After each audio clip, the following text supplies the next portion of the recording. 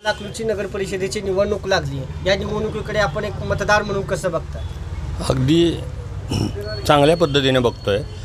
आतापर्यंत मोहिते पाटलांनी कार्य विकास हा फार चांगला केलेला आहे आणि इथून पुढे असंच होणार आहे चांगला विकास मोहिते पाटलाकडून, एवढंच मी बोलू इच्छितो। बोला। विरोधक म्हणतात की मोहिते पाटील विकास करू शकत नाहीत, बुडवू शकतात। चुकीचं आहे। मोहिते पाटलासारखा विकास कोणाला करायला जमणार पण नाही।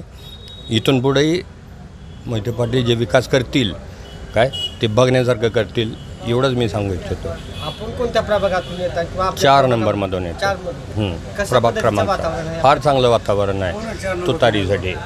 मोहसिन बाबू शेख आमच्या 4 नंबरमधून आहे। पाटोळे मॅडम आहेत आणि नगराध्यक्षाचे उमेदवार आटगळे आहेत, रेशमी आटगळे। आताच तुम्ही सांगितलं की नगराध्यक्ष पदाचे उमेदवार हे एससी प्रवर्गातील रेश्माताई आटगळे आहेत। हो, त्यांच्यावरती माध्यमांद्वारे एक आरोप केला आहे की खंडणी खोर, त्याला आपण कसं उत्तर द्या? कसं आहे, विरोधक काही म्हणणार ती गोष्ट वेगळी आहे, पण तसं जनतेला कळतं सगळं काय करायचं ते, असं आहे ना। अकलूजच्या जनतेला आपण एक मतदार, एक सुज्ञ ज्येष्ठ नागरिक म्हणून काय आव्हान करा? आव्हान म्हणजे काय, उघड आमचं आव्हान आहे काय, मोहिते पाटलाशिवाय आम्हाला अकलूजला पर्याय पर्याय नाही, म्हणजे आहेच ते।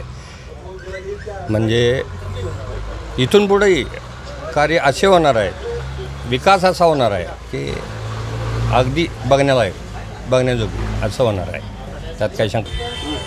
नागरिक म्हणून या निवडणुकीकडे आपण कसं बघताय? की व्यापारी बांधव म्हणून? व्यापारी बांधव म्हणून व्यापाऱ्यांसाठी दुकान थाटायचं म्हणलं तर जागेची गरज असते।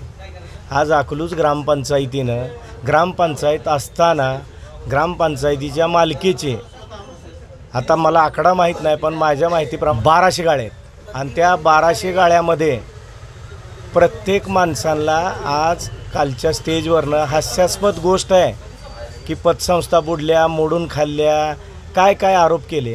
ह्या गाळेधारकाला ह्याच 2 पतसंस्थेमधनं 3 पतसंस्थेमधनं कर्ज दिलं गेलं आणि त्यांनी गाळे घेतले आणि आज त्याच्यावर त्या लोकांचा प्रपंच चालू आहे।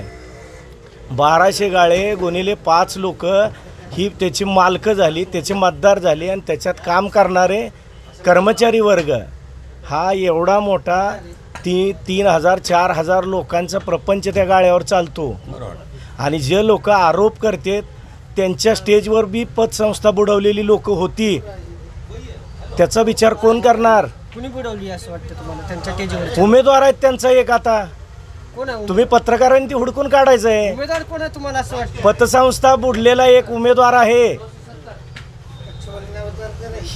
मोहिते पाटलाची पतसंस्था म्हणजे बुडली, तुमच्या स्टेजवर येणाऱ्या माणसाची पतसंस्था बुडत नाही, कुठला न्याय? आणि अकलूजची जनता पूर्ण सुज्ञ आहे। अकलूजच्या जनतेला माहीत आहे कोणाच्या मागं उभा राहिलं तर आपला विकास आहे। कोणी येऊन सांगायची गरज नाही विकास कोण करणार आणि काय करणार।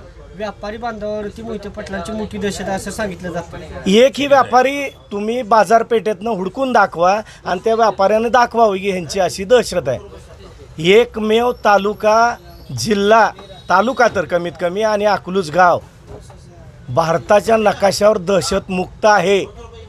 आता दहशत चालू व्हायला लागली आहे।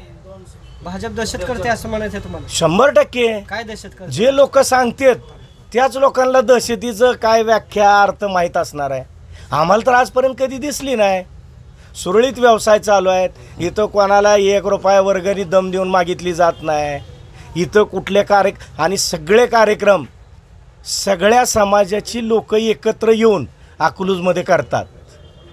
त्याच्यामुळं अकलूज हे दहशतमुक्त आहे, कोणीही सांगायचं नाही दहशत आहे। ईद असो, दिवाळी असो, तुमचं दसरा शिलंगण असू द्या, सगळे मिळून असते तिथं। धन्यवाद।